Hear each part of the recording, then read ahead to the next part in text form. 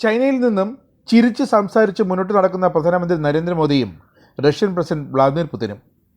മോദിയും പുതിനും ഹസ്തദാനം ചെയ്യുന്നതിൻ്റെയും ആശ്ലേഷിക്കുന്നതിൻ്റെയും മറ്റു ചില ദൃശ്യങ്ങൾ. ഇതെല്ലാം ഒരു ഒഴിഞ്ഞ കോണിൽ നിന്നുകൊണ്ട് നോക്കിക്കാണുന്ന പാകിസ്ഥാൻ പ്രധാനമന്ത്രി ഷഹബാസ് ഷെരീഫ്. അതായിരുന്നു SCO സമ്മേളനവേദിയിൽ ലോക നേതാക്കളുടെ ശ്രദ്ധയാകർഷിച്ച വൈറലായ സജീവ ദൃശ്യങ്ങൾ. ഇതിനു മുന്നേ തന്നെ പ്രധാനമന്ത്രി നരേന്ദ്രമോദിയും റഷ്യൻ പ്രസിഡന്റ് വ്ളാദിമിർ പുതിനും സമ്മേളന വേദിയിലേക്ക് സഞ്ചരിച്ചത് ഒരേ കാറിലായിരുന്നു. അതും അസൂയയോട് തന്നെ ഷഹബാസ് ഷെരീഫ് നോക്കി നിന്നു. അമേരിക്കയുടെ വാലാട്ടിയായ പാക് സൈനിക മേധാവി സ്വയം പ്രഖ്യാപിത ഫീൽഡ് മാർഷൽ അസീം മുനീറിനെ അപ്പോഴൊക്കെ പഴിക്കുകയായിരുന്നു പാക് പ്രധാനമന്ത്രി. കാരണം അദ്ദേഹത്തെ ഈ ഗതിയിൽ കൊണ്ടെത്തിച്ചത് ഈ സൈനിക മേധാവി തന്നെയാണ്. സമൂഹ മാധ്യമങ്ങളിൽ വ്യാപകമായി പ്രചരിക്കുകയാണ് ചൈനയിലെ ടിയാൻജിനിൽ നടന്ന ഷാങ്ഹായ് കോർപ്പറേഷൻ ഉച്ചകോടിയിൽ നിന്നുള്ള ഈ വൈറൽ ദൃശ്യങ്ങൾ.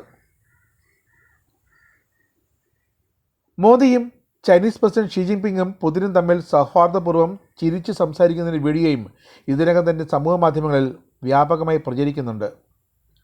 സമ്മേളനത്തിന് മുമ്പ് മോദിയും പുതിനും ഹസ്തദാനം ചെയ്യുന്നതിൻ്റെയും ആശ്ലേഷിക്കുന്നതിൻ്റെയും ചിത്രങ്ങളും പുറത്തു വന്നിരുന്നു.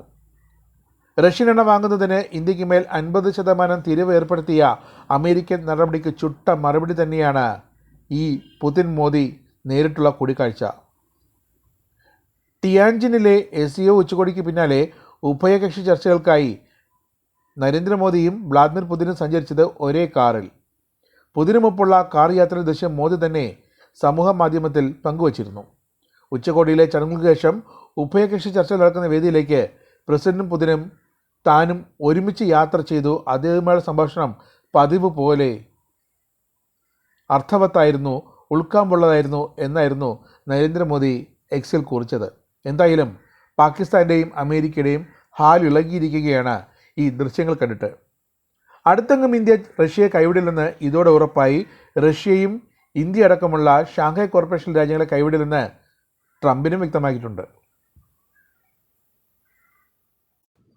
ചൈനയിൽ